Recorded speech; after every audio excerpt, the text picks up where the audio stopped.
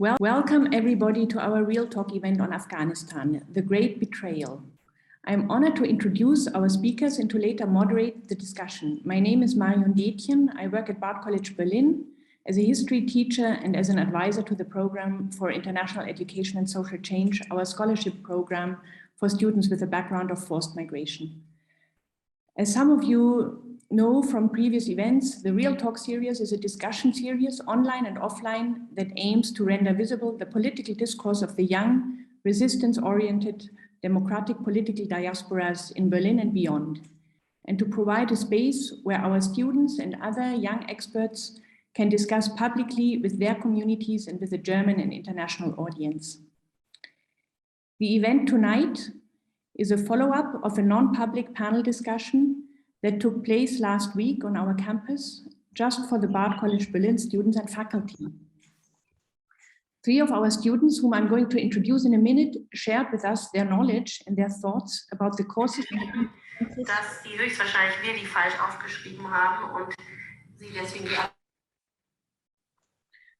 Sorry. So the event tonight is a follow-up of a non-public panel discussion that took place last week on our campus, just for the Bard College Berlin students and faculty.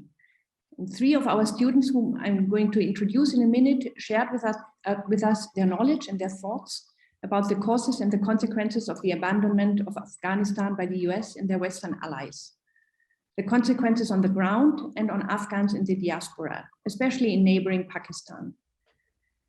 The precipitous withdrawal of the Western powers is now almost 3 months ago. Only a small percentage of those Afghans who have to fear persecution by the Taliban and rightfully expected to at least be evacuated in this withdrawal have made it out of the country.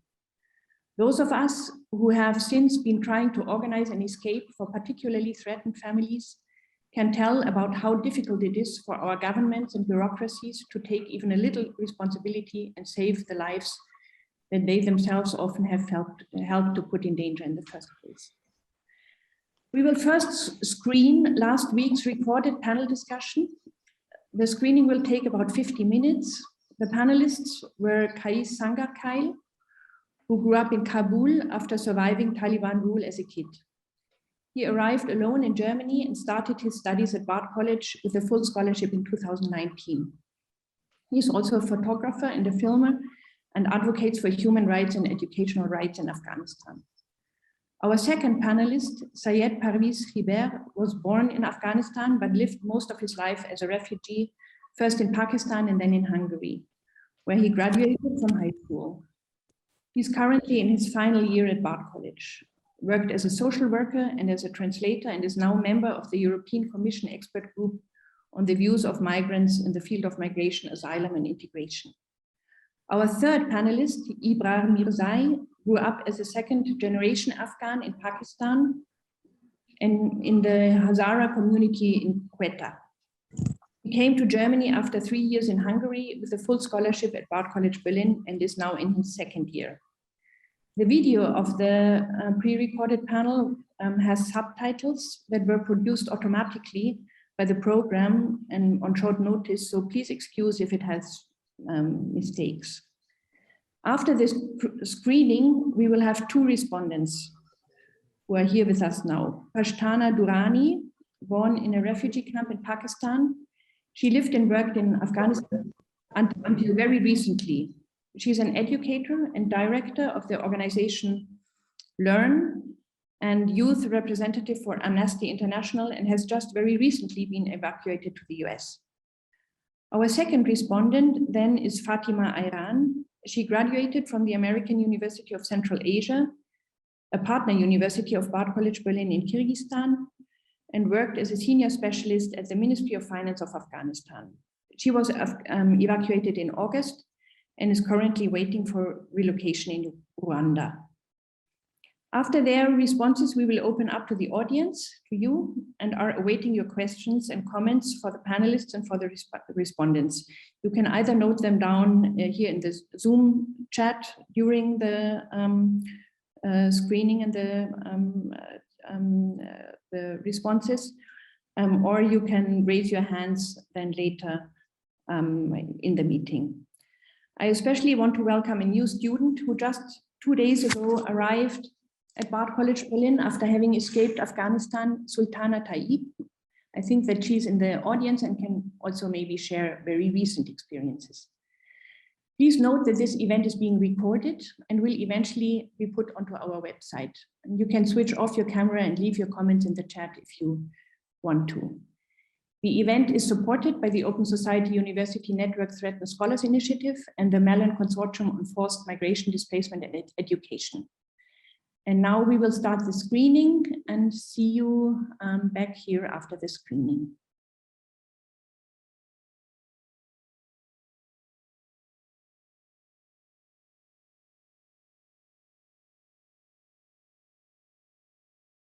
Yeah, now, Kais, please tell us how is the situation in Afghanistan? What did happen actually? What did happen? What was behind what we watched on TVs after that withdrawal decision of the US and the Western forces? Thank you so much, and I'm glad to be here speaking about Afghanistan, to at least in a more physical realm. 2 months ago was a chaos, something that we never imagined would happen to Afghanistan. A lot of media and at least Western media and the narrative around it is that the Afghan government collapsed, which is untrue. The government did not collapse. It was actually, there was a phase of transfer over the past 2 years to hand over the Afghan government to the Taliban. And that was made possible by the US administration, started by the Trump administration and completed by Biden administration this year. Within that process, we actually had the real talk on Afghanistan last year, and it was about the peace talks, and we were discussing that. Within that panel, I argued and I said, this is not peace, this is not about the peace talk, but rather it's a negotiation, how to bring the Taliban into power. And it was true. The transfer phase started, and they somehow played a role that actually the Taliban are fighting, and they're like the Afghan soldiers are fighting, and so on. The reality on the ground was completely different. One of the examples, a very close friend of mine, before I left Afghanistan, he was an entrepreneur. Then in 2019, he joined the commando forces because of his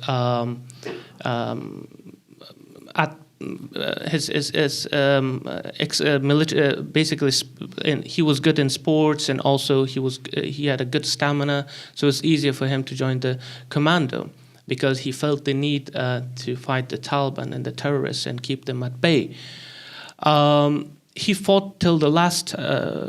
He was one of the last forces who just didn't surrender the Taliban, but just had to leave and just take out their uniforms and get to safety for many reasons.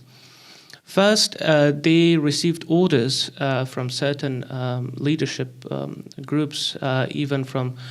It was somehow dictated by the U.S. Envoy Khalilzad, who was leading this negotiation, to the President Ghani, to not let your forces to fight.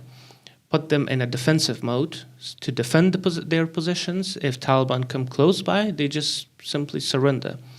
And slowly the program, the idea behind that was to somehow Taliban will maintain the control of whole of Afghanistan except Kabul. And for Kabul, they will do some negotiations to form an interim government and then create an inclusive government, and so-called, based on Taliban's argument, an Islamic inclusive government, which was already an Islamic republic, but the narrative was, let us have it more Islamic. It didn't happen like that. What actually was happening behind the scene, it's unclear still what really happened, but this is something we know from the certain exclusive sources, that the reason why the government somehow handed over to Taliban was that President fled the country. Though it's interesting that the Afghan military had really good training. They had intelligence. They knew that Taliban are advancing. Everything was visible. Everything was they had everything on their table, but they did not take any action. So we're talking about actions, not words. We've seen videos of soldiers, Afghan soldiers, crying to their commanders to let them fight, and their commanders would say, "Okay, we can't. Like, you have to just leave your weapon, and we have to leave." They were forced to give up. They were forced to give up. A lot of military forces, they fled to Iran.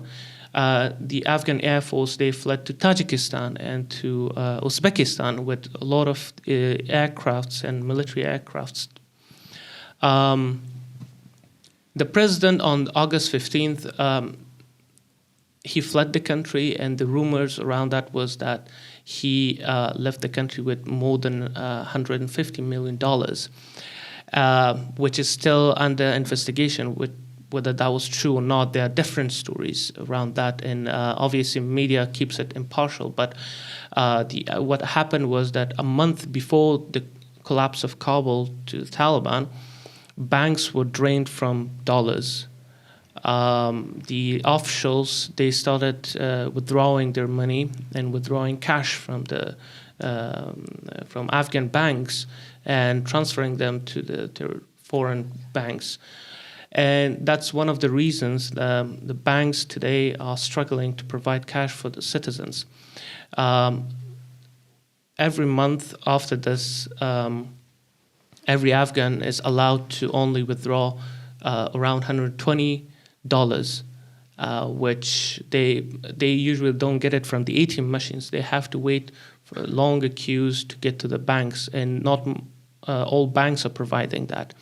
So that's what happened briefly with the collapse of the government. When Taliban entered Kabul, one of the arguments around or people who were supporting them was that it was necessary for the Taliban to come because the president fled, the military collapsed, and there was no security, and they will be looting, and there will be a massacre, like a violence. Taliban argued that we didn't want to enter, we wanted to do negotiation and then come peacefully into Kabul. But because the president left, the government left Afghanistan, we had to take the control of the country and get rid of the looters. Why get rid of the looters? Because Taliban, whenever they captured every district in Afghanistan, every city in Afghanistan, they broke prisons, they freed every prisoner, which among them a lot of dangerous prisoners, not just terrorists, not just normal criminals, but rapists, but people who committed heinous crimes in the country. They were all freed. Obviously, they were looking for revenge, to go to judges who imprisoned them. They were looking for people that they committed or somehow were enemy with them. And there was series like suddenly imagine living in a Hollywood movie, a prison is filled with zombies and zombies are freed in the city. And Taliban, they actually freed these people and then argued, we came to Kabul because we want to get the control of situation, provide security for the citizens. On a personal note, on that day, my sister was at university and she got stuck and she was panicking and didn't know what to do, but somehow eventually made it home in the evening. My mother got scared terribly because she saw a Taliban vehicle filled with these fighters, as she described, was dirty with oily hairs and like you couldn't see to their faces. They suddenly drove in the street, and my mom got scared that they may come to attack our house, because in Afghanistan, if you're educated, if you have a voice and if you have a cause, you're not safe, whether that's education, whether that's human rights and everything. A lot happened. There's a lot of information. And that's why it's important to continue with this panel for the next parts, because it's hard to conclude everything that happened in the past 20 years. But the consequences are Afghanistan is now facing world's worst humanitarian crisis, with half of the population facing hunger. And it's first time in Afghanistan's history that urban residents are starving. This has never happened in the country before. And this is due to many reasons. Again, there are some arguing that because the Afghanistan's more than 8 billion assets were frozen by the U.S. government, and Taliban and pro-Taliban people are saying like you have to release us so that people will to stop them basically from being victim to this crisis. But then the other argument around that is that what happened. Taliban stopped girls from attending school. It's been almost 2 months now that girls cannot go to school. Only those until 6th grade can go to school. Apart from that, they're not allowed to go to school. Women cannot go to work anymore. And suddenly, many governmental NGOs and also the foreign NGOs, they stopped working. And a lot of biggest employers in Afghanistan were these NGOs and the foreign community that they were employing a lot of Afghans. And suddenly a huge number of people became jobless. But this wasn't the case before. But it's interesting to see that the crisis was happening before that, but there was some sort of stability, some sort of control into the situation. Before the collapse of the former government, the unemployment rate was over 40. So it wasn't good as well back then, but there were some glimpses of hope that things will change slowly but surely. Thank you very much. So we can continue with the situation of Afghan people in Europe, and also what is happening now, and what changed during the time regarding migration from Afghanistan to the whole world, basically, and mostly to Europe. Thank you so much. First of all, it's an honor to be talking here about Afghanistan, and especially addressing the question of refugees. Following the collapse of Afghanistan and the takeover of the Taliban, it's quite obvious that refugee crisis coming. And it's not coming; it's already happening. The situation with refugees is quite complicated. Because it's not only Europe. I see that from 3 different perspectives. One, refugee crisis is happening in the country. Internally, there are people displaced.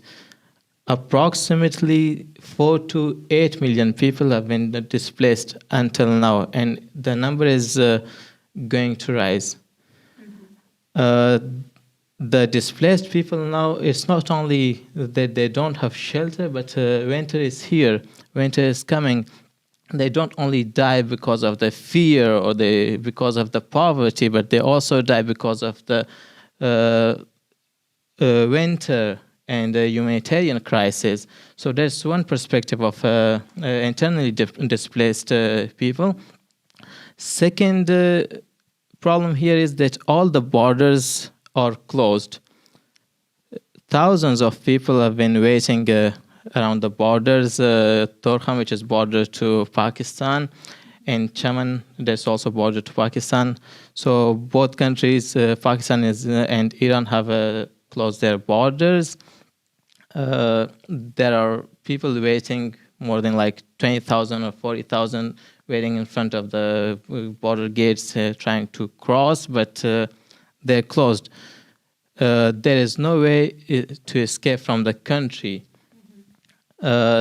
It's not only to escape the Taliban or find a way out. The problem here is that currently there is no medical service in Afghanistan. So people are sick, there are diseases, people want to find their way to access medical services, but the borders are closed. They cannot have access to medical services in the neighboring countries.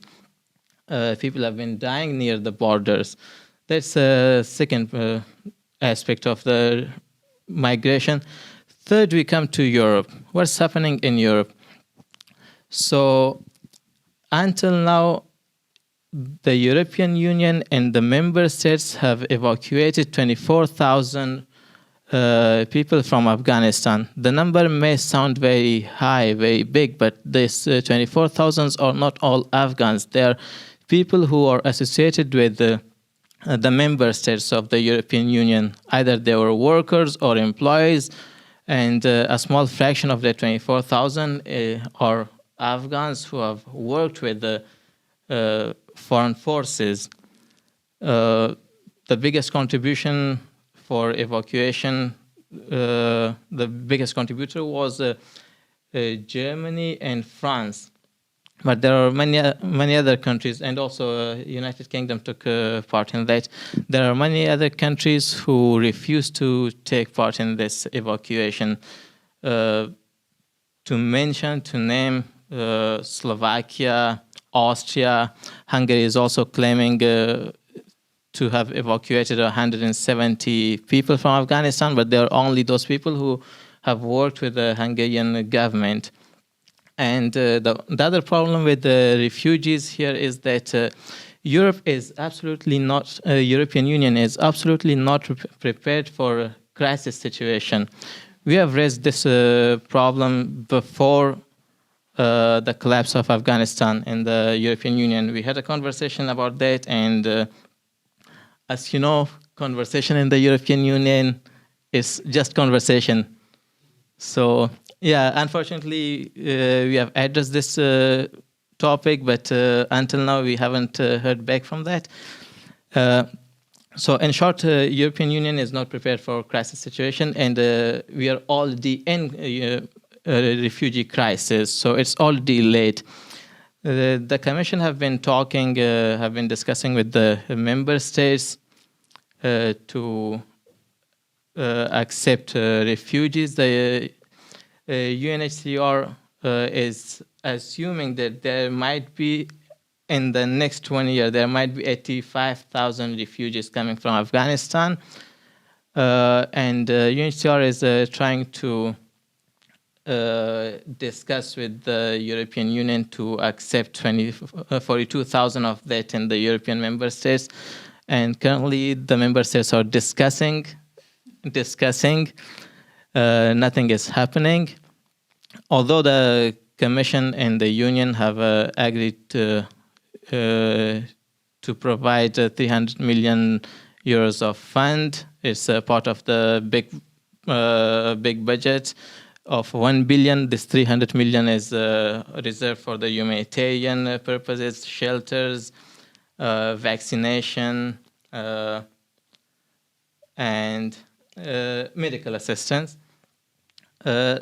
What Europe is doing now is not focusing on the actual issue, but it's rather trying to avoid migration refugees coming to Europe. All the funds have been reserved to somehow stop migration to Europe. They're trying to provide support to the neighboring countries, specifically Pakistan and Iran, to somehow host those refugees within the borders of Pakistan and Iran and neighboring countries, to stop migration flow to European Union. It is exactly the same situation that European Union paid 6 billion to Turkey to stop migration in 2015 and 16. And exactly that was the reason why Turkey has been, what Turkey demands, the Union has to follow that. So yeah, the situation with refugees is very difficult. The other problem with that is, even if we receive refugees in the European Union, most of the member states are not prepared for accepting refugees, even if they accept or somehow the union try to persuade them to accept refugees. They just mentioning, giving example of Hungary. Hungary has not seen refugees in the past 2.5 years. They don't have refugees integration program in Hungary. Since 2017, if they receive new refugees, they don't know how to integrate them into the society.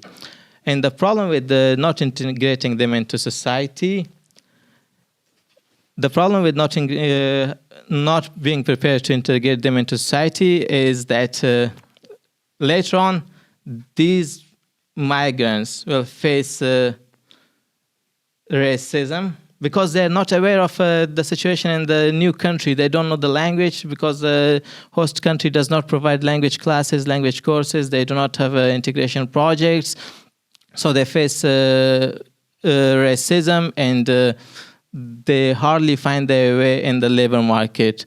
So integration project is very necessary, but most of European Union member states are not prepared or they do not have these projects. So yeah, the situation with refugees is real and it is a very harsh reality. Thank you very much. Ibrahim? Of course, Ibrahim, you will be talking also about refugees and also a little bit about the minorities in Afghanistan, I think. Thank you. Yeah, so first of all, thank you so much for everyone coming here. I think it is a very important topic to talk about, especially for us Afghans and millions of Afghans across the world and in Afghanistan. Qais and Pervez pretty well summarized the situation in Afghanistan, but to understand what is going on in Afghanistan, it is important to understand what is going on with minorities in Afghanistan. Minorities in Afghanistan have been underprivileged and marginalized for a long time. It was true during the democratic government too. It was true before that, and it is real and true right now. But there was a progress. There was some progress for minorities, and especially Hazaras, that is an ethnic and also a religious minority. There was some progress. The Hazara community in Afghanistan, which makes estimately around 20% of the population, were able in the last 20 years to participate and get education and also participate in public debates and in politics. So there were some progress that was made, regardless of what we think about the role of U.S. in Afghanistan and the collapse of Afghan government. And with the collapse of Afghan government, that progress was also gone. It is much more difficult in Afghanistan for minorities than it is for the majority group, and this is as real as it gets. Especially for Hazara people mostly lives in the central highlands of Afghanistan, which is called Hazarajat. These people were facing discrimination for a long time, and last time when the Taliban government was in power in the 90s in Afghanistan, there was serious allegation of genocide on the Taliban, that they were killing the minorities, especially Hazaras, in thousands, and there are many events and evidence of it. And again, now the Taliban is again in power. These people fear genocide again. And it is real and it is difficult for minorities in Afghanistan. In the 90s, Taliban had this saying of that Taliban is majority Pashtun ethnic group in Afghanistan. And last time the Taliban was in power, they had this saying of Uzbeks to Uzbekistan, Tajiks to Tajikistan, and Hazaras to Goristan, which is Goristan means graveyard. So the threat towards this minority, especially Hazara minority group, have been serious, and it is as serious as it was in 90s right now for Hazaras. There is no concessions the Taliban had made towards protecting minorities in the country. Just in October there were 2 attacks on Hazara minority. That one was in Kunduz, which killed almost 100 people, and there was another in Kandahar on a Hazara mosque during Friday prayers that also killed around 50 people. It is interesting for me, especially being in Hazara, to hear, especially in the Western media, that this was ISKP, and to me, when you say that this was ISKP and you define ISKP an opposition group to Taliban, you kind of take away the responsibility that falls on Taliban, and that is not true, because in the last 20 years, when Taliban was an insurgent group, so-called insurgent group, they had been killing citizens. They had been killing general citizens, and they had been killing these minorities for a long time now, and it is important to understand that Taliban in the past 20 years, that their attacks were not precisely on the government and on the army, but it was also on the public. They were not targeting only the government that was there, the opposition for them, but they were also targeting minorities. They were targeting general Afghan public in general, and this threat of persecution and genocide is still real for the minorities, and Taliban, though Taliban also have said that these attacks on the Hazara communities were by the ISKP, but it might be true, but it is very difficult for Hazaras to understand that, to distinguish between Taliban and ISKP, because they both were like these forces that had committed war crimes against them. And I think it is important for international community and also like European Union to put pressure right now on the government, on the Taliban government to ensure the safety of minorities in the country. So far Taliban had made like no such concessions, and especially in September when they announced their government, there was not a single Hazara in the government, though Hazaras are making almost 20% of the population, and so you have a big number of people who are in minority ethnically and really in based on religion, but they have no say in government. They have no rights whatsoever, and all these problems that affects Afghans in general. And I'm not arguing that the situation for Afghans in general are any easier, but when it comes to minorities, it is much worse. And when we talk about Afghanistan, I think it is important to look at these aspects of it.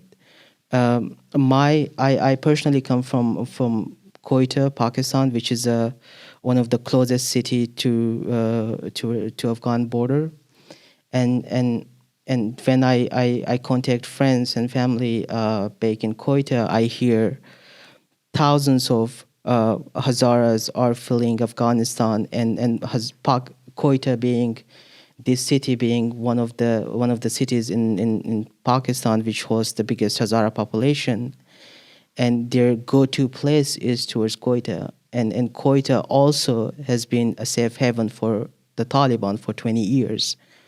So now you have a city just right across the Afghan border where the situation on one hand is that you have Taliban sympathizers who go like who organizes rallies and take out put Taliban flags on their houses, their shops, and on the other hand you have the very victims of the Taliban rule, that people that are fleeing Afghanistan and coming there, and they have no other place to go, and the Pakistani government is not supporting the refugees so far as I know, and there is no infrastructure in place to support refugees. So it also comes on the shoulder of the local population and on individual households to do their best and help these people.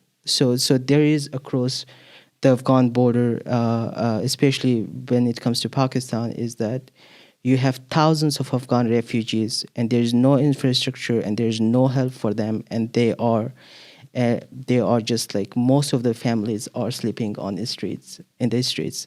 So yeah, and this is, I think this is important. Then when we talk about Afghanistan and about like the general picture, that we see how the government collapsed and everything happened within weeks, it is important to look behind that, to look what the life actually are for people, and especially for minorities, and what difficulties they face.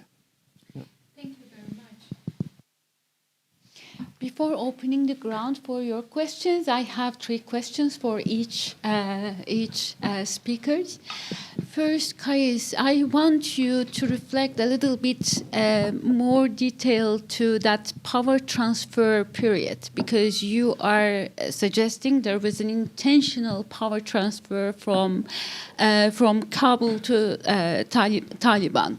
So I want to hear a little bit more about that, how it was intentional and how it worked, because we heard also while Taliban was coming to Kabul, they were also negotiating with the local tribes, cities, and so on. Give us a little bit more detail about that, because now we know, thanks to you, we know that it was a kind of US-assisted period of power transfer, and it is not that much discussed in the general media. And in parallel to this question, for 2 years, if that power transfer was going on for 2 years, then we could expect the European and Western institutions know what is coming.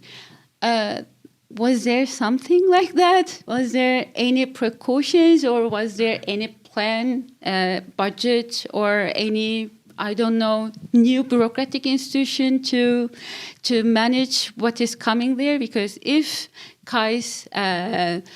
what Kais say is right, I mean, I'm sure it is right, so they already knew that. Actually, we know the United States was saying that for 10 years they would somehow withdraw from Afghanistan. And actually, it is a local question to you. Local means Turkey, from Turkey for me.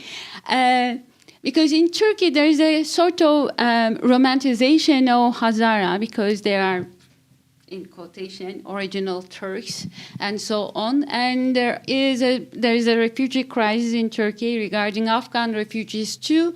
Actually, it was a huge stuff in Turkey in August, during August, because everybody was watching the border of Iran and so on. And the government made a sort of kind of advertisement saying, look at Hazaras, they are there and they are fighting against Afghanistan, they are fighting against Taliban too. So there was a kind of romanticization of that Turkish minority. Could you tell a little bit about what is the situation, situation of Hazara in that regard? Because we heard also some of the army leaders went to Hazara region and they tried something. It didn't work, as I know. So maybe you can tell a little bit about how or if Hazara has means of struggle, or if the world is just being unjust to expect such a thing from a minority being underprivileged for decades there. Thank you. Okay, so first of all, let me give a context about the war in Afghanistan and the US involvement. And I know for sure that in the West there were huge protests against this anti-war movement. But let's understand the context in Afghanistan. Afghanistan has suffered after the Soviet intervention, suffered civil war. This is a country deeply traditional and conservative. Soviet came and imposed a communist government for this country, taking out religion. Obviously, it fueled certain resistance movements within the country, and then the West used that opportunity to polarize them against the Soviets, and obviously supported them to fight the Soviets. And eventually, they were trained by CIA. They were supported with all the modern equipments, military equipments, to defeat the Soviets. And they did, actually. In 1989, the last Soviet troop left Afghanistan through the border, which is today Uzbekistan. And right at the same time, the fall of it was the first time the Soviets suffered military-wise. Almost 20,000 Soviet troops died in Afghanistan. Later on, power vacuum fuels civil war in Afghanistan. Different groups that were supported had lots of military equipments. They fought each other over having power in the country. While one of these groups started to form its own interim government, Taliban emerged, and what's called today Kandahar, and that's somehow they label them as the birthplace of Taliban. And these religious students basically were supported by the Saudis and the Al-Qaeda in the Arab certain terrorist organizations that came to fight the Soviets. And they supported them to get the government and be in power. So they had the power for 5 years until these 5 years, I must say that nobody knew about Afghanistan, what was happening there. Taliban completely banned every sort of media. No camera was allowed, nothing. So news wasn't coming out of Afghanistan. Obviously, you wouldn't see any woman or anyone on the street. It was a completely male, poor, hungry, destroyed, vulnerable country. After the 9/11, which I'm sure most of you may have been born after that, or maybe during and before that, it changed the whole world. One thing most people today forget about Afghanistan, that what happens there due to its geopolitical location, it has impact throughout the world. And U.S.-led intervention to Afghanistan. They started fighting the Taliban in order to capture Osama bin Laden until 2014. Until 2014, they brought everything they could to fight these groups. But the argument around that was that, we will keep the Taliban at bay. We will not destroy them. We will keep them at bay. So still, they has to be there. And then they obviously later started negotiating with terrorist group and giving them this political legitimacy, which they didn't deserve. And now they have these terrorist suicide bombing squadrons, you have like special force elite in an European country. They have a special suicide bomber elites, obviously now publicly without any fear.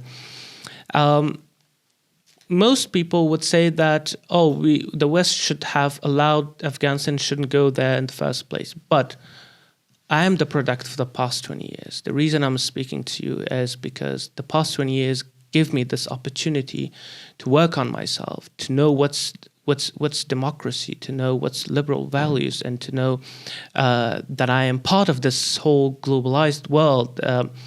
And Afghan youth, it wasn't something that every foreigner, every white person, or every American or German would come and tell us, do this and do that and do that, to teach us. We seized that opportunity. We had this partial freedom. We worked on ourselves, and the Afghan youth currently, they're all grassroots. They achieved what they could. At a very young age, we had to take responsibility for our own selves. We were ambitious, working hard towards the sustainability of the country and of our generation. Afghanistan has over 70% of young generation of under 25 years old. If this potential can be used, the country can turn to a very strong country economically. It's not the case. Youth, unfortunately, leaving the country because of no prospects, because of war, because of many reasons that are happening there. And what happened in regards to your question, the process started because U.S.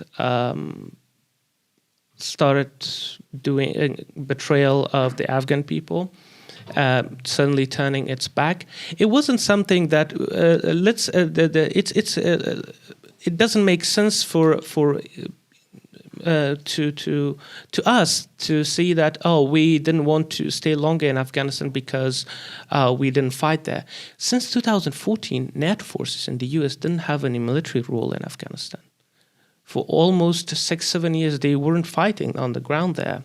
They were just there. Around 2,000 to 3,000 US troops were in Afghanistan. Imagine in 2009, there were 100,000. So they just kept maintaining that 2,000 troops. They were training the Afghan soldiers. They were providing intelligence for these military personnel in order to overcome certain challenges. And at some point, they were providing air support. Just on the August 15 later, when the government collapsed and the evacuation started,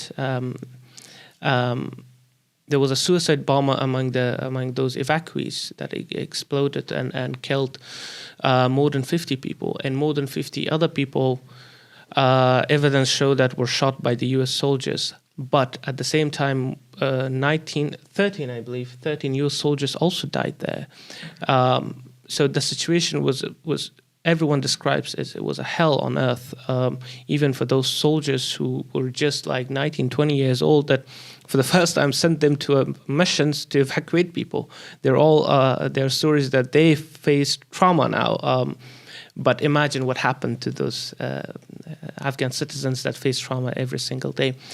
The process started somehow to include Taliban within the government, to become part of it, because U.S. made a mistake in 2002 with the Bonn Conference. For the first time, when they were trying to establish the first interim government, they excluded Taliban.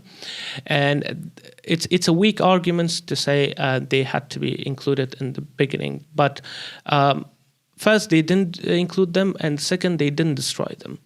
So both ways, they knew that they will come back. And obviously with regional interest, Taliban, obviously they serve a purpose, and they took over the country within 2 weeks, and it's out of logic to even imagine that. No resistance happened in Afghanistan, nothing. And in regards to the tribal elders and all of that, yes, this was happening. Taliban would send tribal elders and telling them, oh, we are stronger, we will not kill you, you can surrender to us, just you can go to your families. But this wasn't the case in most places. One of the squads of the Afghan Special Forces, they surrendered. The moment they were holding their hands, they started shooting at them. And then when Taliban took over Afghanistan, they said, oh, we announced general amnesty to whoever worked with foreign forces or were fighting against us, which was not true. From the day one, they started lying. even to the U.S. That's why U.S. was confident to let them take Afghanistan. But now they are regretting that decision because they see that Taliban, they say one thing and they do another thing. They stopped girls from education. One of the important points within these negotiations was the rights of minorities and women in Afghanistan, because in the past 20 years, there were almost 30% of the Afghan parliament was filled by women. Women were politically active. Women were in business. Women were in education sector and in public sector. Women were in the army and in every sector you could imagine. They were part of the economy. And suddenly that thing they take all these values away, and we simply can say we went back to the square one, and we have to fight again. Yeah. Thank you very much, Parviz. So, was there a plan for migrants and refugees while those negotiations were going on? I think I have to disappoint you, because we have had this example of a refugees crisis in 2014 and 15, and we did not learn from that. Not the European Union, not the international communities, not the member state, none.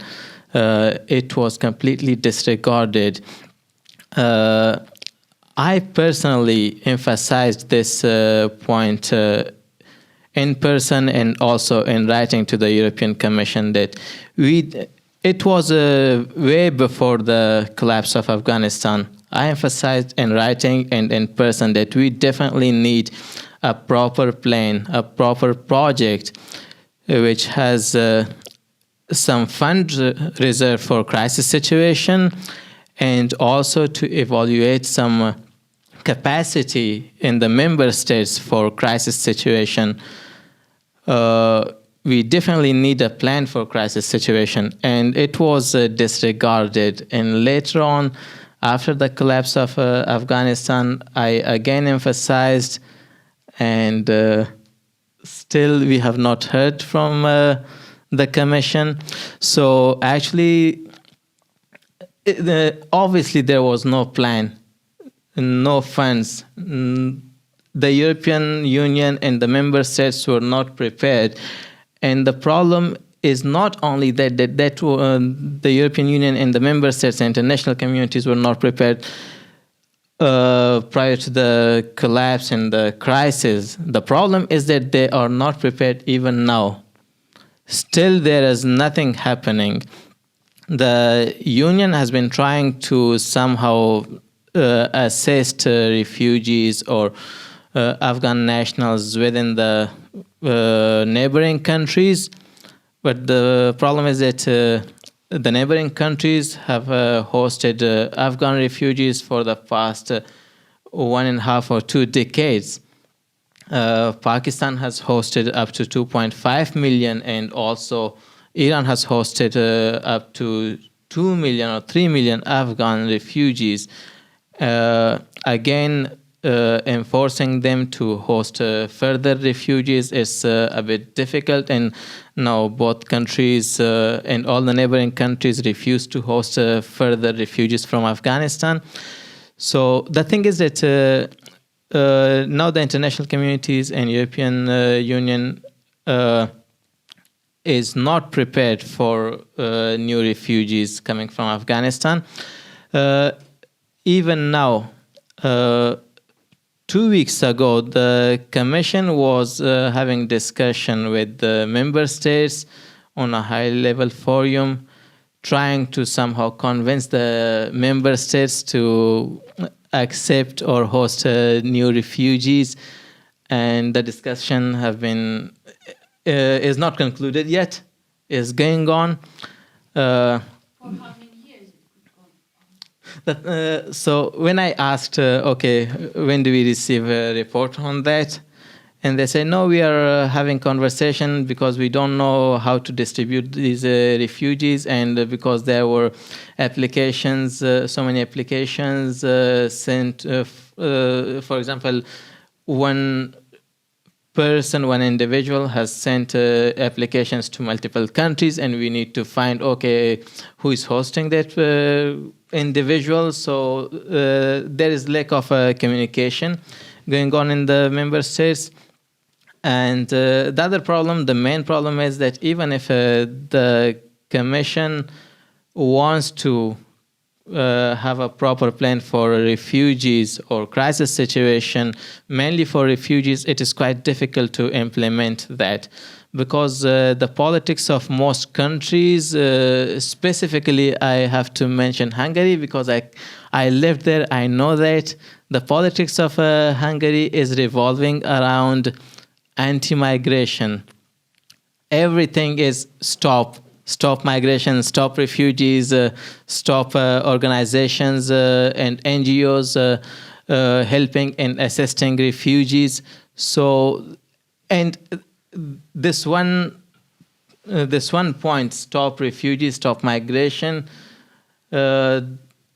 is enough for the government, the ruling party, to be elected again and again and try to create this as an existential threat for the country, and try to somehow present it, okay, if we stop migration, we are safe and Europe is safe. So even if the European Union wants to create a plan, there are many countries that they will not take part in that. Hungary is definitely on top. Poland is there. Austria is there. Greece, obviously. And yeah, many other countries. So yeah, certainly we don't have any plan now. We are not prepared for crisis situation. And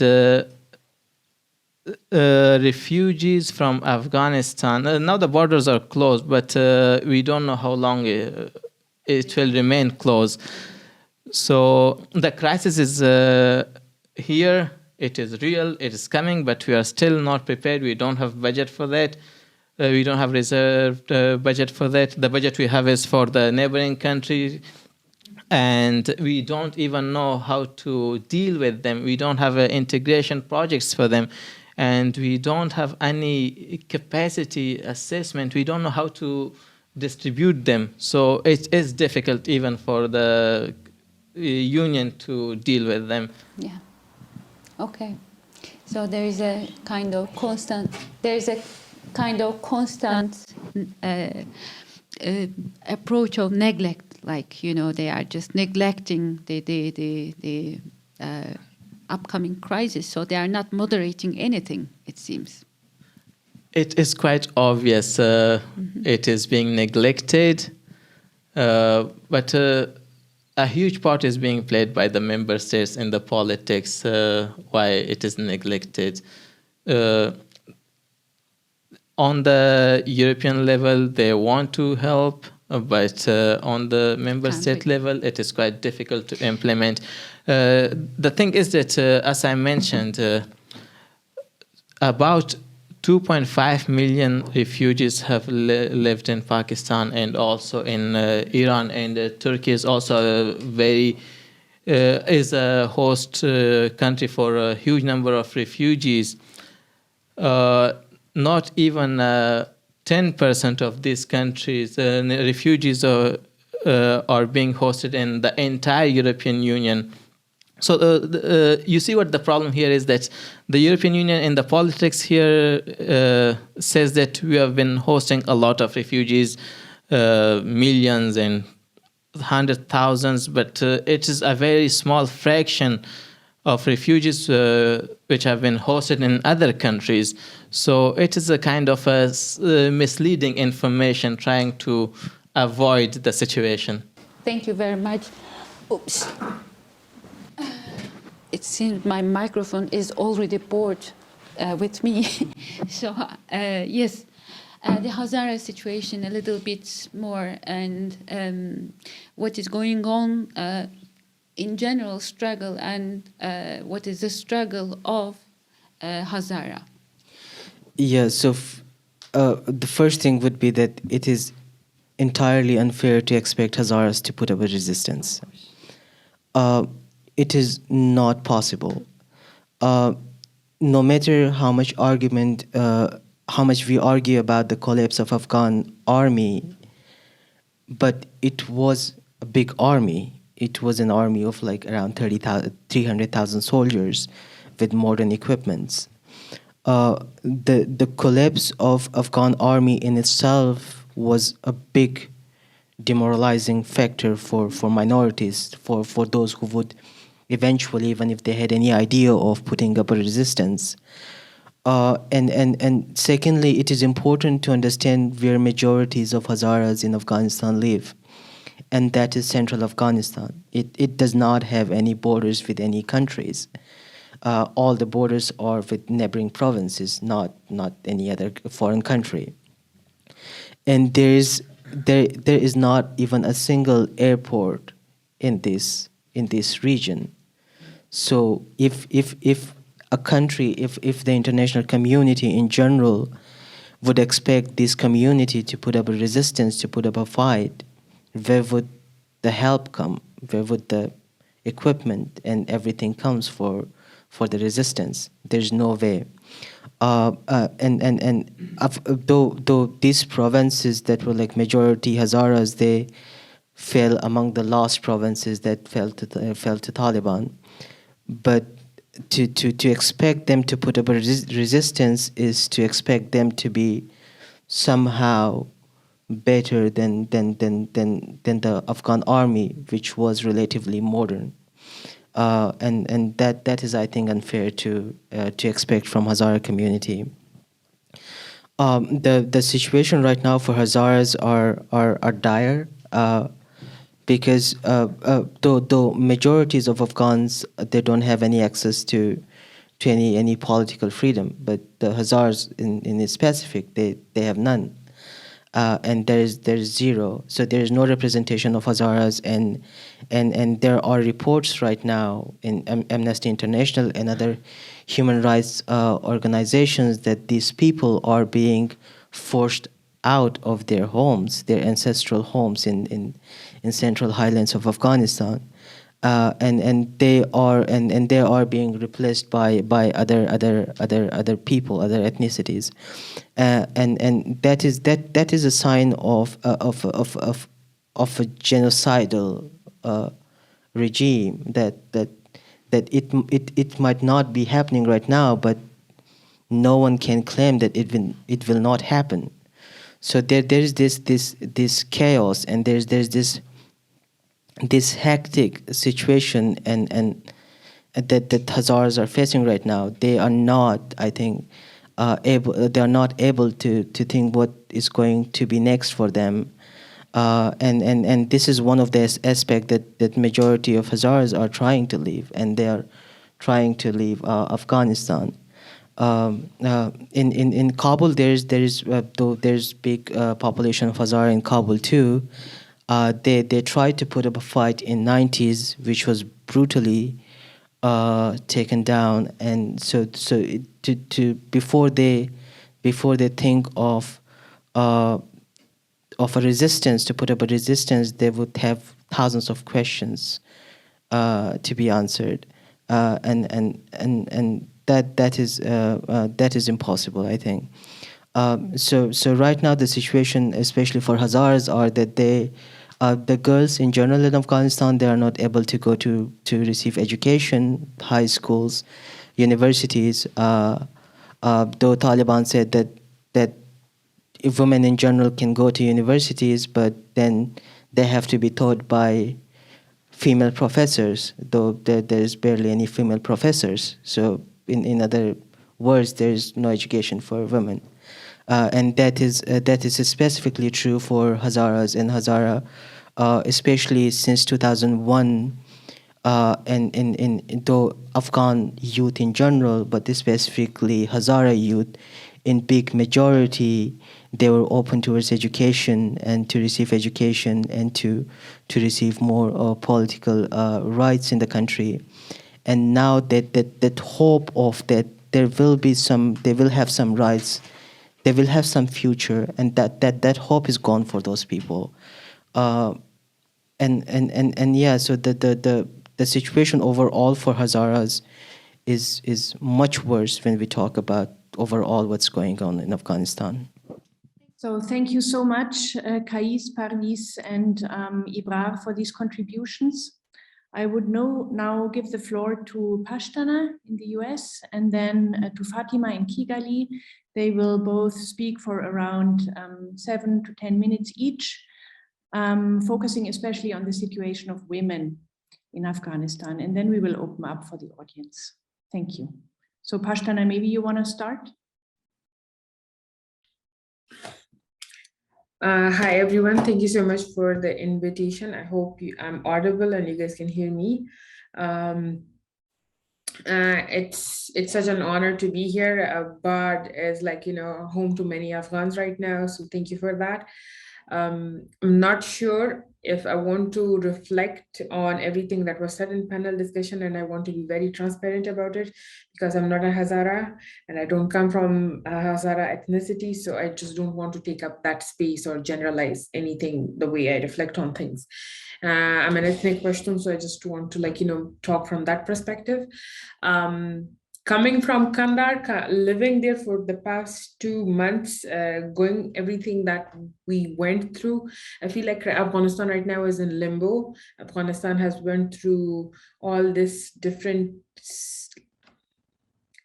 sort of country that was never modern. I'm gonna be honest. I just can't say that Afghanistan, every woman was able to go to school.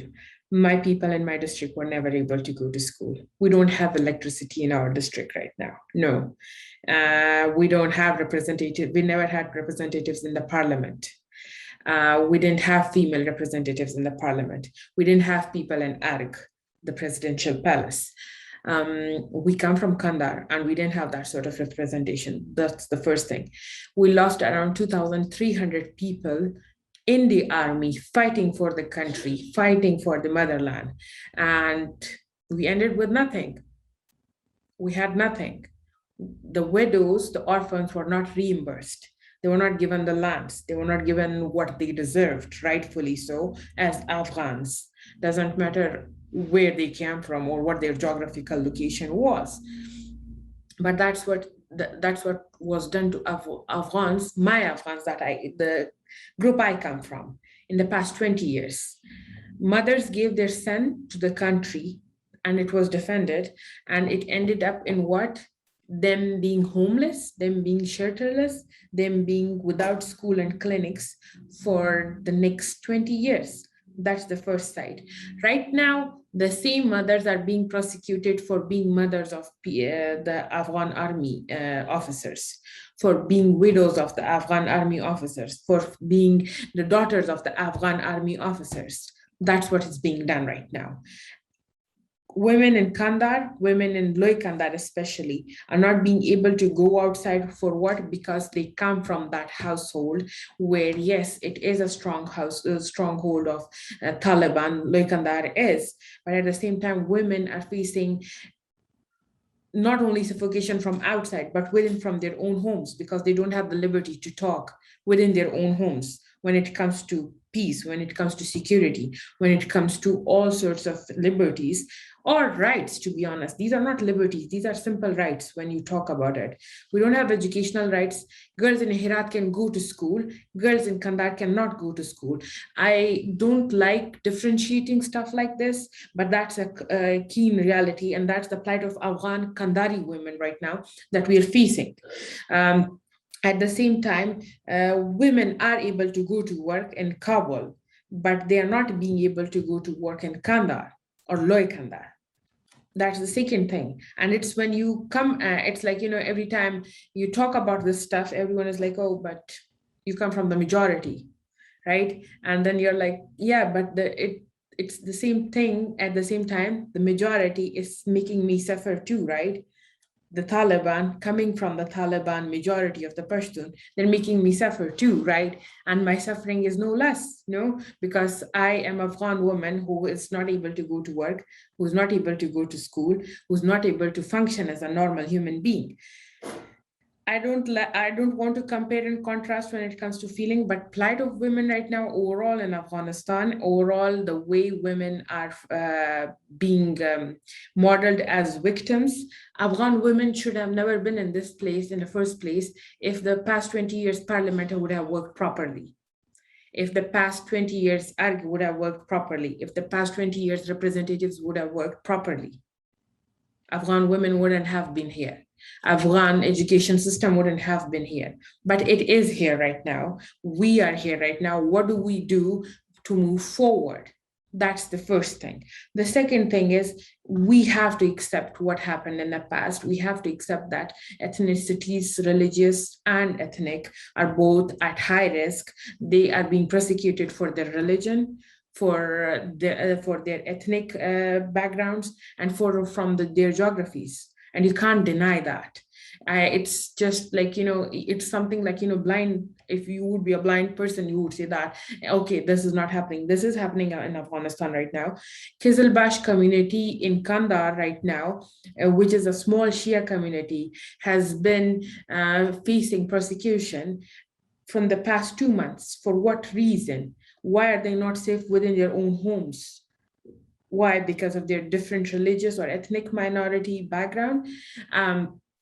That's like, right now we need to focus on all those things. We need to highlight all those voices, but also at the same time, what we as community, what we as leaders, but we also people who have voices and who can be heard throughout the world. What can we do about it? We can have all sorts of panel discussions, and please don't mind me saying this. We can have all sorts of panel discussions. We can educate as much as we want, but as long as international community doesn't enable the leaders within Afghanistan, Afghanistan is going to continue to have these plight of minorities, religious, ethnic, and at the same time, women and children. I can run 10 more schools in underground, but it doesn't matter, because at the end of the day, educational right is something that is true, which should be accessible on all the levels of education. Work education is something that you should be able to access on all levels of age, all geographies, all ethnicities, all religious minorities, majorities, whatever, within Afghanistan. But why isn't being accessed? What is the international community doing to that? And what is the international community's reflection on that? I don't want to take a lot of time, because I'm sure Fatima has a lot to add on to it. But one thing that we need to know, Afghanistan is suffering.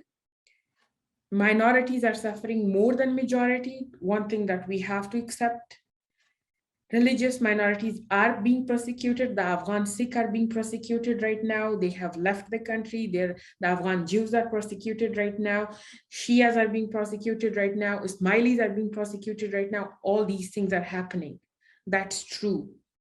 Women are suffering in general. When it comes to the 100%, the 50%, be it from any ethnicity, they're suffering. They're suffering right now under the current regime. But also the past 20 years hasn't made it something sustainable that women right now would have had a better place. All these people who are suffering right now would have a better model to do. So at the end of the day, what these panel discussions can do is, educate, but also at the same time, call to action, call on all these governments in all these international communities to stop buying in, stop recognizing these people, stop talking to them, stop sending your delegates to them, stop making sure that they're comfortable within their own chairs. You have to ask them the right questions. It's already enough that you have sacrificed 35 million Afghans. Enough with all that. You should be at least holding them accountable for all the genocide, for all the abuses that they are doing right now. And that's it. Thank you so much, Pashtana. Fatima, can you add to this? Thank you very much, and thanks to Bart College Berlin for organizing the event. I believe those who are out now, having the platforms to discuss the current situation in Afghanistan is crucial, because people who are in Afghanistan now are afraid or are scared to talk about the problems going on. Actually, thanks to Pashtana Jan for speaking about what's happening on the ground in Afghanistan, and I'm glad that she's safe now. Actually, I noticed this with the application Clubhouse. Before August 15, it was noisy. There were rooms created, and people would talk about politics and everything. And after August 15, it is quiet. There is no room to talk, to go and discuss anything going on in Afghanistan. So I feel like the country has already started to be like quiet, and people inside the country cannot really address their problems. Actually, the problem was even prior to August 15, when villages were falling one after another to the Taliban, and the reports coming from those places under their control were, the reports were not positive. They were violating human rights. But the thing is, what happened, they were instead advancing in different parts, and no measurements were taken because we were told that the Taliban have changed, but unfortunately they were the same in the way they violated human rights, the way they behaved with the citizens. And on August 15, on a personal note, I went to the office like so many other people. And by 10 a.m., everybody started leaving. So the Minister of Finance is right in front of the presidential palace, a few meters away from the Minister of Defense and the Minister of Foreign Affairs. And it's a very strategic area. But people were panicking and were like, the Taliban already in the city, while I believe back then they weren't inside. And there, as a woman, I felt that this is my last day going home from the office.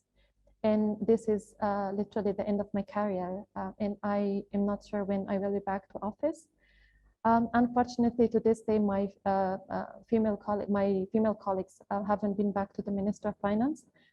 I believe 3 weeks ago, they were invited, they were asked to come, and their names were taken to see who is in the country and who is not. They were kept in the yard. They were not even allowed to go to their offices to just at least collect their belongings. And they were asked to come in a Thursday afternoon when male employees were sent home. So unfortunately, until now, they are not good. They are not allowed to go to their works. Maybe some of my friends who are working with private companies, they are going to their offices, or they're working at least online. But with government, women are still not allowed, or at least they are not. They have not been invited to go to their office. So in this entire process, I believe the people of Afghanistan have been severely affected, and they have paid a price that they didn't have a say in it. So when, for example, the negotiations started in 2018, we were not included. When the agreement was signed, we didn't know what were in the articles, what was discussed, or what things were agreed between the Taliban and the United States. Though we protested in Afghanistan, but now I think that at least in Kabul, where I live, I used to live, there was a little bit of trust in international community, specifically the United States.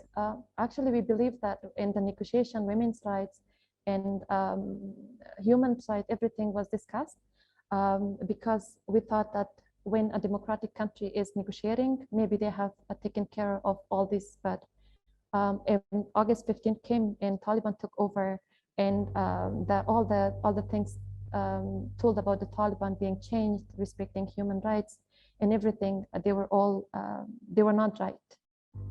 So now, unfortunately, 22.8 million Afghans out of 39 are facing acute food insecurity, according to the UN. And they say that it said that by next year, at least 95% of the population might face the same challenges. So the main concern is that the thing that could be a peaceful, like an inclusive process, I believe this process could be an inclusive process, and we could be in, it was still instead an abandonment and of course betrayal. They knew that they are leaving an independent economy behind, because, for example, in Geneva conference last year in 2020 in November, Afghanistan, they pledged more than 70 countries, international organizations attended, and they promised around 12 billion to the people of Afghanistan. And it is written, the people of Afghanistan. I participated in GCMB, which is Joint Coordination Monitoring Board in Presidential Palace on 17 July. More than 40 countries participated, and they reaffirmed their support for the people of Afghanistan. And they told that the well-being of the Afghan people is their priority. But when they left all of us in a vacuum. They stopped their aid. I know that the aid should not be channeled through the Taliban's so-called government because they shouldn't be recognized. Maybe a better process would be that the money they pledged for the 2021, it was 3 billion.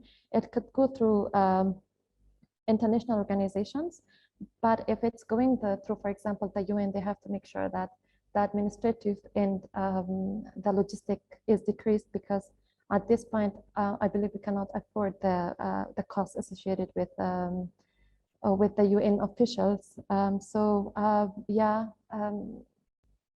They have to make sure that people who are starving in Afghanistan are taken care of the most, and they have to pressure because in the entire process we were promised that the Taliban has changed, and when they are, for example, when they come to Kabul through a process, human rights, women's rights, everything will be respected. Unfortunately, to this day, none of those are have been applied, and all the 39 million people in Afghanistan are left to a group of people who have all they have done in the past 20 years is organizing and using their minds to how to fight and how to plan suicide and killings. So they are not able to run a government. They are not run to run the country's economy or help the 39 million people in a country. So I hope that they don't they would look back and wouldn't just abandon the people the way they are now.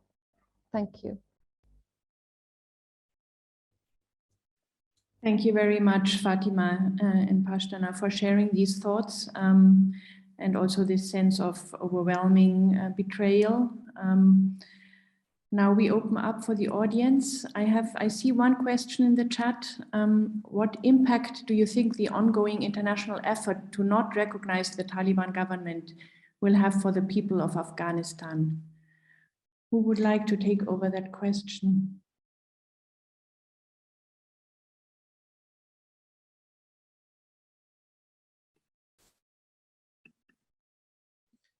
I can go for. Yeah. So actually, that's a very important question, and thank you for raising that question. It's at this point, at this situation, it's very important to think about either recognizing Taliban or not. It is absolutely a very difficult situation now for people of Afghanistan, not the currently Taliban regime, but for the people of Afghanistan. If the international community or other countries do not recognize Taliban, it's very difficult for the people of Afghanistan. They're being put in jeopardy. Their life is going to be again in hazard because not recognizing Taliban as a state. I'm not forcing or implementing that Taliban should be recognized or legitimized. I'm just explaining the situation. That if the Talibans are not recognized, international communities cannot really come forward and assess the people of Afghanistan. Within Afghanistan, there are many constraints on the international levels.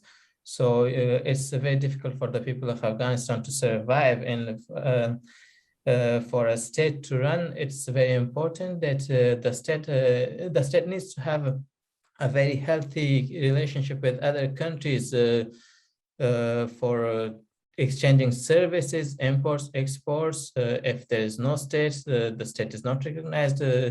Other countries, other states cannot have this relationship with that. So in short, not recognizing the Taliban will increase unemployment, poverty, lack of medical assistance in Afghanistan, humanitarian crisis.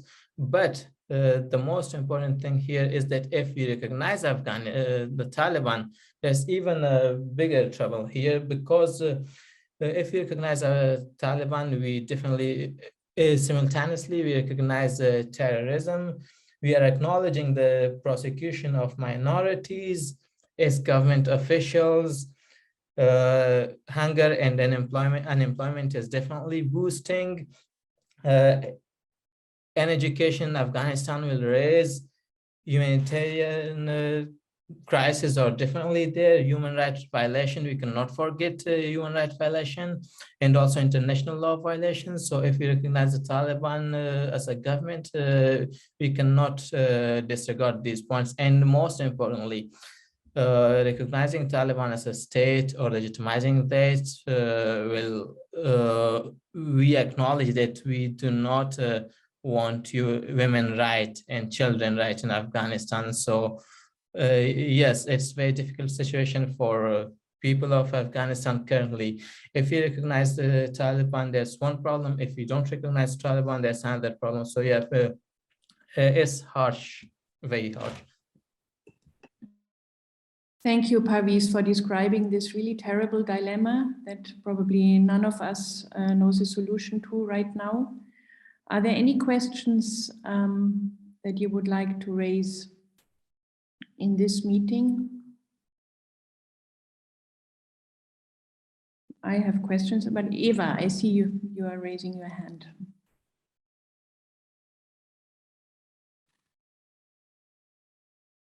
Okay. Yeah, I also wanted to thank Parviz, because that seems a good summary of the entire situation of the past months, but perhaps also years and decades. And in the spirit of this harsh and sobering recognition, I also wanted to add, because the last speaker said, well, the Taliban are not able to govern. Is anyone able to govern? Isn't that partly the problem, that so far we've seen a cascade of different powers, starting long before the Soviets, but let's say the Soviets, and then the anti-Soviets, and then the West, and now the anti-West, trying to govern and failing. And so my question is, why is it so difficult to govern Afghanistan? Do we have a clear understanding of what the challenges are?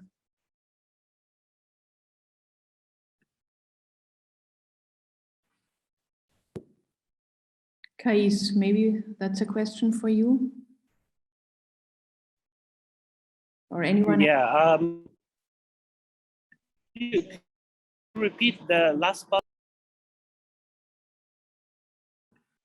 So the question was, Kais, why is Afghanistan so difficult to govern? And if the Taliban is not able to govern, it seems that governments before were also not able to govern. And it's a long tradition. That's what it seems. So Hiber was asking, how could a government in Afghanistan work? So the problem of Afghanistan comes down to the centralization of the government throughout its modern history since the 18th century, when the Afghanistan as a nation state was created by the colonial political border creations. Always, since the monarchy to the republic to the communist government, and as well as the Taliban, and recently in the past 20 years, Afghanistan always had a very centralized, strong government, which for its population, it's not feasible. Afghanistan is a very multi-ethnic, multi-linguistic, and multi-religious country with different terrains. Also, logistically, it's impossible to govern the country and connect to the central government. That's one of the main part of the collapse of the government in every period of time, because nothing stays stable. But when it comes to the Taliban, why they cannot govern? Because they couldn't govern even before, and in the 90s, And one of the reasons to connect this point to the latter one, to the question posed by for the recognition of the Taliban, well, the situation for people won't change if Taliban are recognized or not. People will suffer. Nothing will change. Women will be imprisoned. Nothing will change. We have seen this before in the 90s when Pakistan and Saudi Arabia recognized Taliban's emirate. Nothing changed back then as well. People thought. So the problem of Afghanistan, if we take out Taliban from the table and come back to a very to a normal sort of government out of the terrorist groups, yeah, it comes down to the centralized power structure in Afghanistan. And one thing we cannot ignore that power has always been controlled by one group of people, mainly like the Pashtuns, and they like to have a centralized power because one person will have the most power. And even in the past 5 years, Ashraf Ghani, the former president of Afghanistan, is being blamed for being for having more power in the government. One thing, and then he was becoming a sort of dictator, and that's why different groups, different political factions didn't support as well, and therefore the problem went down to this problem of collapse.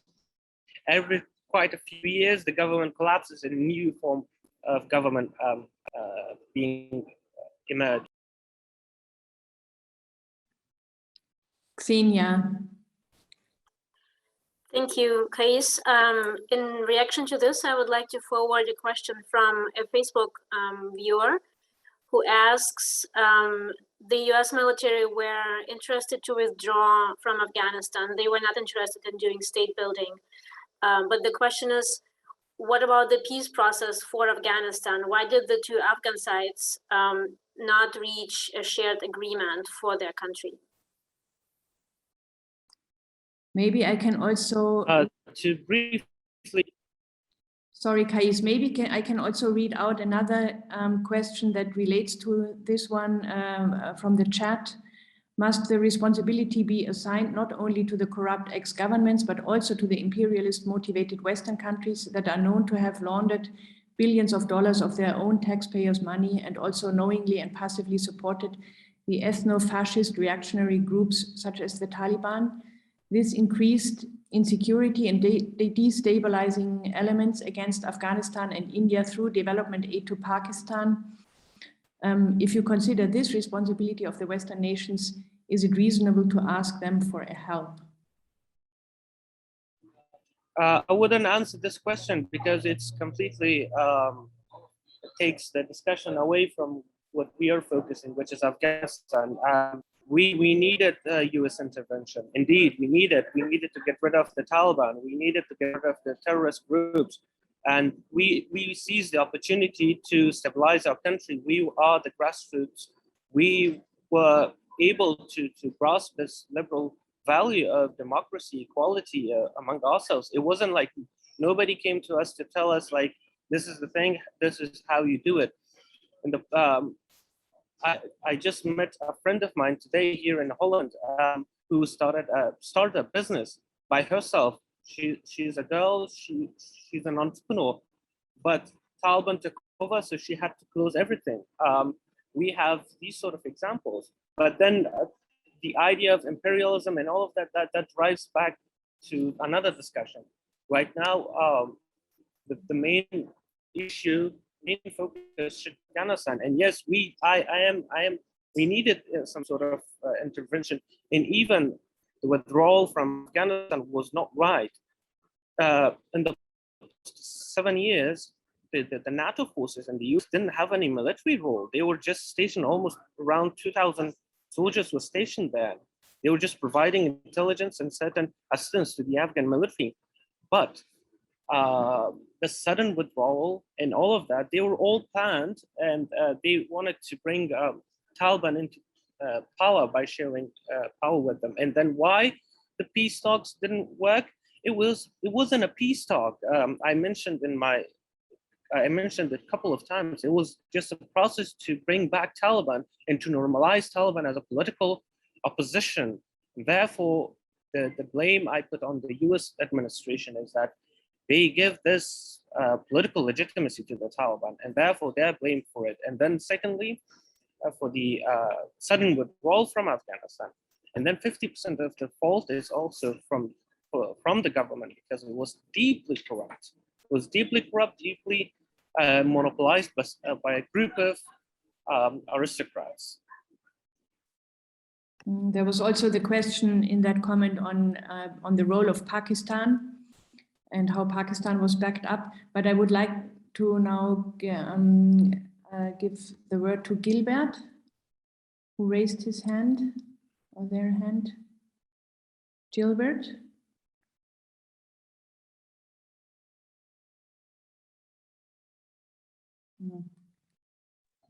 Pardon? Thank you. Hello? We can hear you. Okay, thank you very much for giving me this time.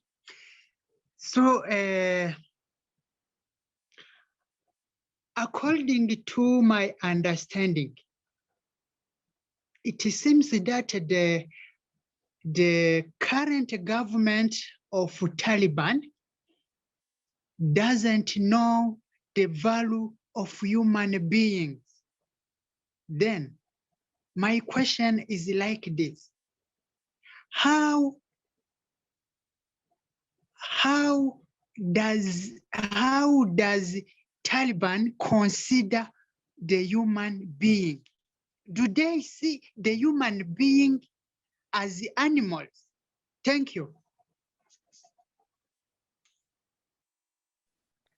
So what is the view on humans that the Taliban have?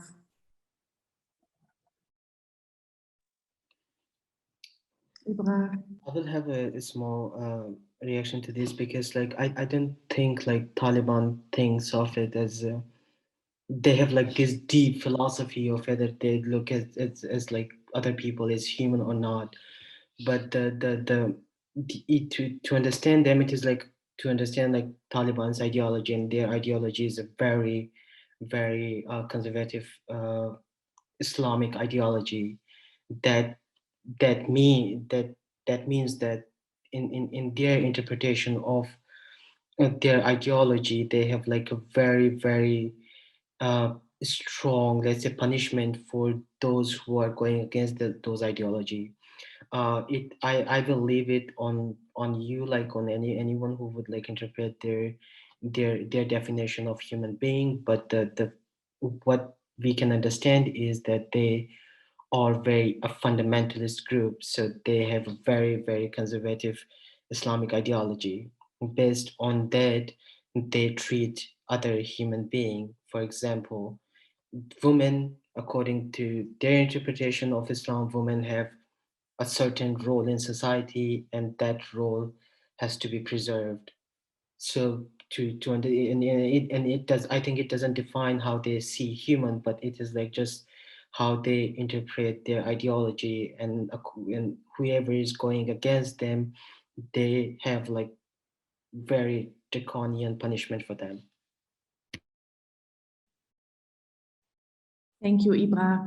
I maybe have a question also for Fatima and Pashtana.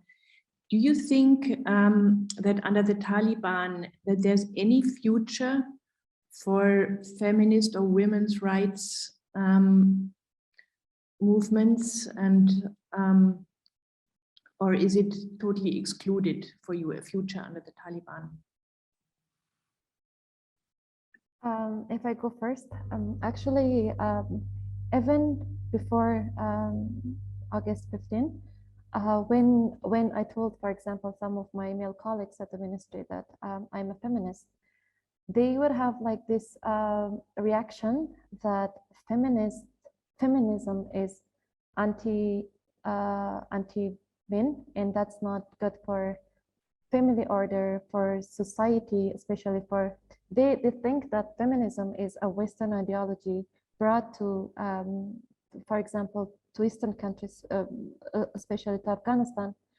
So it was a very severe discussions and of course disappointing discussions, because mostly they think that if you're a feminist, they are not properly, they told me that it's the feminism not in Islam. And with the Taliban in control, I'm sure there is no future for female feminists. They think that they want everything for women within the framework of their own interpretation of Islam and their own understanding of Islam. So I'm very unfortunate. It's very unfortunate, and I'm very disappointed. I think especially for feminists, there is no place and no future for feminists in Afghanistan. Thank you. Pashtana, do you want to add something to this? Maybe we have lost Pashtana.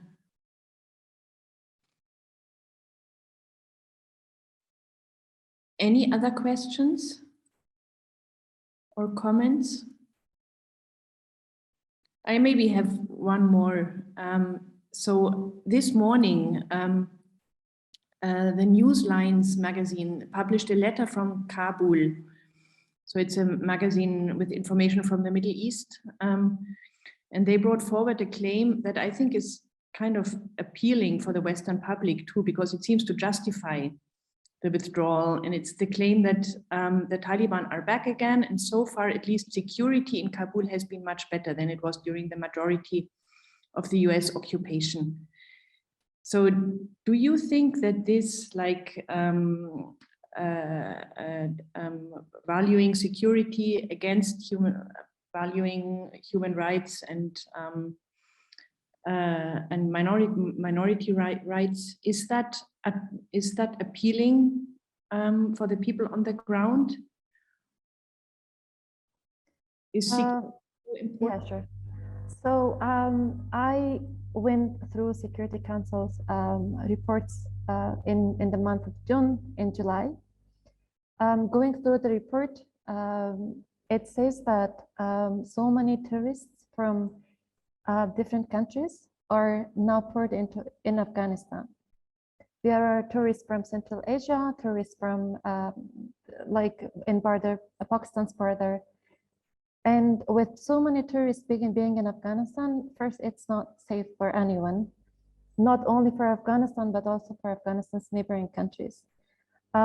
Second, we had at least there were 3 major attacks in Kunduz province and Kandahar province, both on Shia mosques, and one in Kabul. So there is this new narrative going on in Afghanistan that back then it was the fight was between the government and the Taliban. Now it's between the Taliban and ISI's Khorasan section. So I'm not sure if the article addresses the challenges in Afghanistan, because the security hasn't been established. And it's not only that, but the reports of targeted killings all over the country is large. There were 4 women activists killed in Mazar Sharif. There are reports coming from Nangarhar in eastern province in Afghanistan, and so many other parts. By no means the security has been established. I do not understand how they published it. Thank you so much, Fatima. Parviz, you wanted to say something as well? Yes, I want to add on that. It's very true, Fatima. What Fatima said is absolutely true. Security has not been established in Afghanistan. It's only misleading information due to 2 reasons. One, the reporting in Afghanistan is now not quite independent. Reporters do not have this independency to report whatever they see and observe. There have been attacks, bomb blasts in Afghanistan, which we don't really see in the Western media, but if you see especially reports from Afghanistan, we'll find that there have been major attacks. Even yesterday, there was an attack in Nangarhar province. Many people have been killed.